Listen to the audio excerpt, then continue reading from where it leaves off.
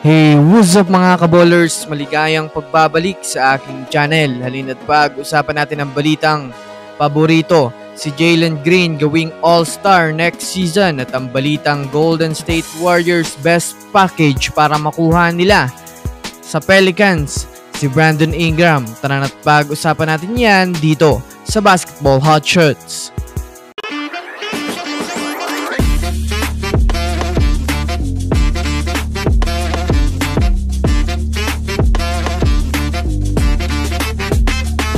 Una nga muna tayong dumako mga kaballers sa balita patungkol sa paborito nga po mga kaballers ng mga fans na maging all-star na si Jalen Green sa susunod na season.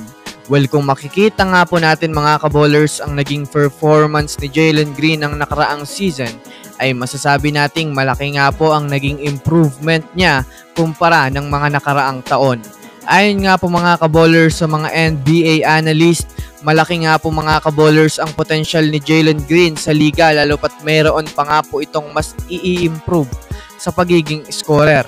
Paborito nga po mga kaballers ngayon ng mga fans na gawing all-star na si Jalen Green sa susunod na season lalo pat paunti-unti na rin naman nga pong nakikita sa kanya mga kaballers na kaya niya nang dalhin ng paunti-unti ang Rockets sa pag-average niya nga po mga kaballers ng 19.6 points, 5.2 rebounds at 3.5 assists per game na masasabi nating malaking bagay na pasimula na nga ito mga kaballers sa kanyang karir sa NBA. Kaya kung sakaling ma-maintain niya nga po ito mga kaballers at mas tibayan pa nito lalo ang kanyang laruan sa susunod na season, hindi nga po mga kaballers malabo na maging all-star player na siya next season.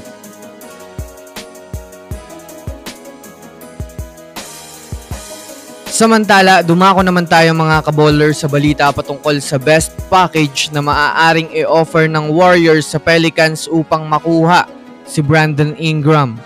Kung sakali man nga po mga kaballers hindi maganda ang kalalabasan ng bagong lineup ng Golden State Warriors, ay maaari na rin naman nga po mga kaballers mag-all-in na ang Warriors sa paggawa ng malaking move sa kalagitnaan ng regular season. Alam naman nga po natin mga kaballers na fragile nga po mga kaballers si Stephen Curry lalo pat gusto na nga nito makaangat muli ang Warriors sa pagiging championship contender para sa susunod na season. Well, para nga po mga kaballers sa kaalaman ng lahat, bagamat man nga po mga kaballers pumirma na si Stephen Curry ng panibagong kontrata sa Warriors kapag hindi nga po naging maganda ang kanilang status at lumagapak na naman, maaari nga itong iwanan ng Warriors. Kaya talagang kailangan nga pong may matinding plano parati ang Warriors sa paggawa ng trade move para mabigyan si Stephen Curry ng magandang lineup upang hindi siya umalis sa Warriors. Sa pagiging available nga po mga kaballers ni Brandon Ingram ngayon sa trade market, maaari nga pong mag-offer pa ang Warriors ng best package upang makakuha ng panibagong superstar. Kagaya nitong inilabas na blockbuster trade proposal ng isang NBA insider na pwede nga po nila mga kaballers trade package si Andrew Wiggins, Jonathan Kuminga kasama ang isang future first round pick at future second round pick. Sa package nga po na yan mga kaballers ay maaari nilang matapatan ang kontrata ni Brandon Ingram.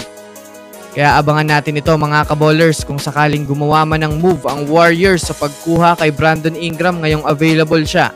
So yun lamang mga kaballers, yan lang naman ang pag-uusapan natin ngayon. Pindutin ang subscribe and hit nyo na rin ang notification bell para sa mga susunod na updates sa mundo ng basketball. Again, this is Basketball Hot Shots.